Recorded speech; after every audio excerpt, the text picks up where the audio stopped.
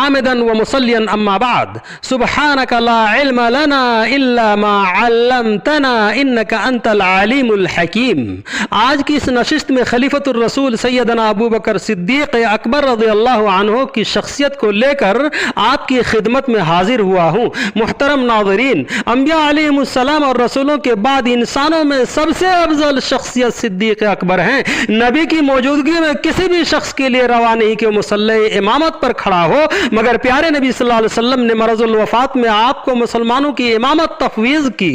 قیامت کے دن جب زمین پھٹے گی تو پیارے نبی کے بعد جنت میں سب سے پہلے آپ داخل ہوں گے۔ اعلان نبوت اور سفر معراج پر سب سے پہلے تصدیق و گواہی آپ نے دی، جس پر دربار نبوی سے صدیق کا لقب عنایت کیا۔ آپ کا نام عبداللہ بن عثمان بن عمر القرشی التیمی اور کنیت ابو بکر تھی۔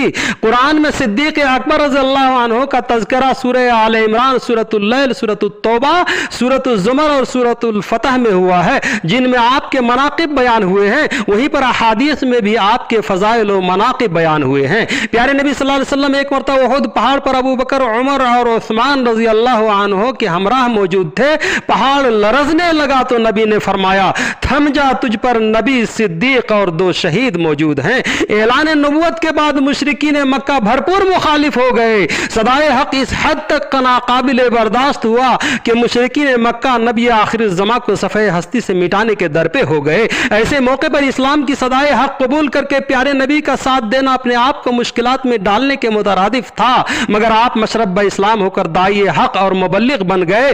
جماعت صحابہ میں سے چوٹی کے عشر مبشرہ میں 6 وہ صحابہ ہیں جو آپ کی دعوت پر ایمان لائے اور شرف صحابیت پائے۔ دشمن اسلام کے چنگل میں پھنسے مظلوم مسلمانوں اور غلاموں کو مشرکین کی قید سے نجات دلانے کے لیے فدیہ دے کر انہیں آزاد کر دیا کرتے تھے۔ کیسے کیسے مرحلوں سے آپ گزرے، گھر بیٹھے بغیر تکلیفیں اٹھائیے، ایسے ہی کام نہیں ہو گیا۔ رازدار رسالت اور ہجرت میں غار یار، بدر میں نبی کے پہرے دار اور قافلے حج کے امیر نبی کے خسر اور عائشہ صدیقہ رضی اللہ عنہا کے والد، نبی کے پہلو میں مدفون خلیفہ رسول اللہ حجرہ عائشہ میں قبر، ما اعظم هذه الحیات وما اجمل هذا التاریخ، نبی کی ذات گرامی کا عکس کامل، تاجدار نبوت کی فکر کے سانچے میں ڈھلی ہوئی شخصیت، تن من دھن سے سب کچھ اسلام اور پیغمبر اسلام پر نچھاور کر دینے والے صدیق اکبر تھے۔ علامہ اقبال نے کیا ہی خوب کہا ہے، پروانے کو چراغ ہے، بلبل کو پھول بس، صدیق کے لیے ہے خدا کا رسول بس۔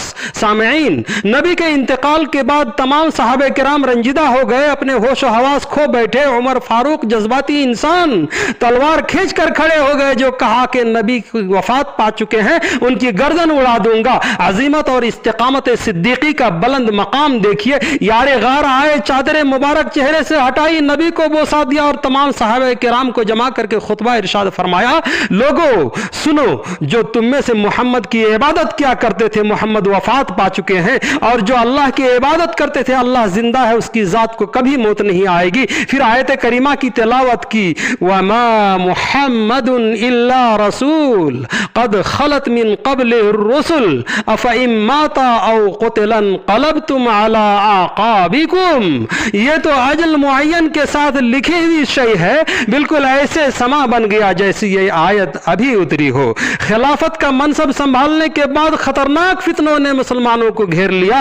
ایک جانب نبوت کاذبہ کے دعوے دار تو دوسری طرف کثیر تعداد میں لوگ منکرین زکوٰۃ ہو گئے۔ یہ 2 بڑے چیلنج تھے نظامت خلافت کے، اور تقریباً پورے عرب مرتد ہو گئے۔ یخرجون من دون اللہ افواجا، فوج در فوج لوگ دین سے نکل گئے، یہاں تک کہ اسلام صرف حجاز کا تھوڑا سا علاقہ میں محدود ہو کر رہ گیا۔ یہ خطرناک صورتحال تھی۔ ایسے نازک وقت میں بھی آپ نے کہا، اینقص الدین وانا حی، ابو بکر کے جیتے جی یہ نہیں ہو سکتا۔